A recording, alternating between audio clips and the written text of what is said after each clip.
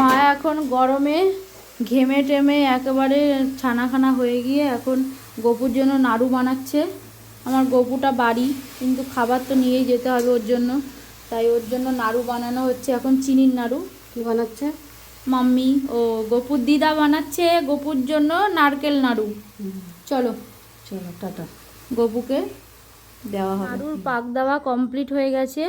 এবার সুন্দর করে গোল গোল করে নাড়ু বানাতে হবে। এখানে কলা পাতা কেটে নিয়ে এসেছি, এই যে ঠান্ডা জল, মা নাড়ু পাকাচ্ছে। বন্ধুরা এই দেখো আমার নাড়ু সব কমপ্লিট হয়ে গেছে। আর কতগুলো নারকেলের নাড়ু হয়েছে, কত সুন্দর সুন্দর। দেখো মা নারকেল নাড়ুটা করলো, আর আমি আর মা দুজন মিলে এই যে গোল গোল করলাম।